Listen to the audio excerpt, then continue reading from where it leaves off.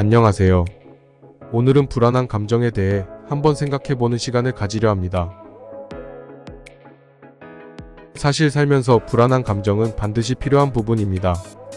걱정이 되고 불안한 것을 느낀다는 것은 생존하기 위한 것으로 위험을 피할 수 있게 해주는데요.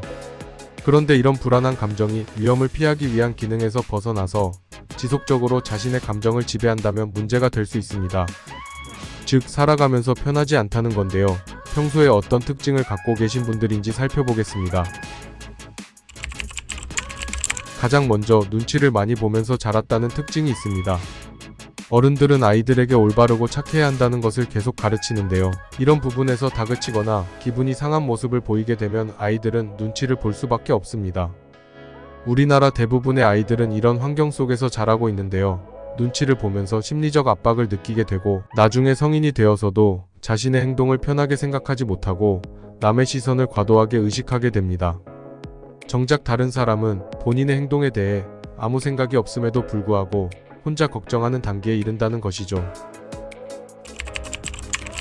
다음으로 이런 생각을 하는 분들이 생각보다 상당히 많은데요. 바로 어떤 징크스 같은 것을 생각하는 사람입니다.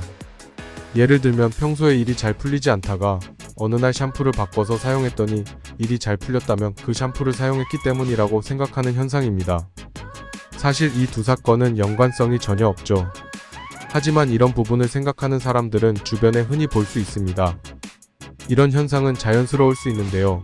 과하게 이 부분을 부각시키게 되면 스스로 불안감을 형성하게 됩니다.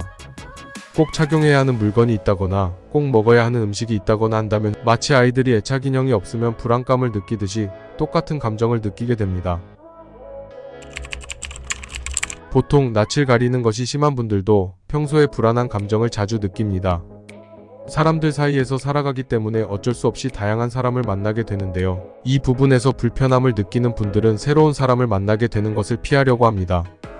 성격의 차이인데요. 새로운 사람을 만나고 그 사람의 반응에 대해 많은 생각과 걱정을 하는 성향을 가졌습니다. 새로운 사람을 만나기를 꺼려하다 보니 평소에 걱정이나 불안감이 많을 수밖에 없습니다. 시작하기도 전에 걱정부터 하지 말라고 하는 말을 많이 들어보셨을 겁니다.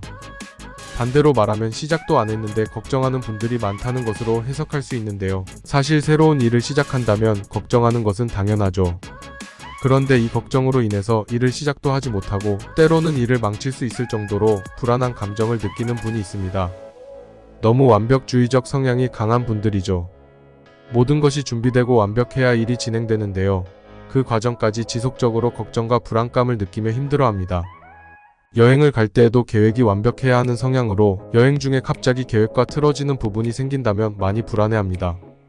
즐기고 쉬러 놀러가서 걱정을 하는 아이러니한 상황이 생기게 되죠.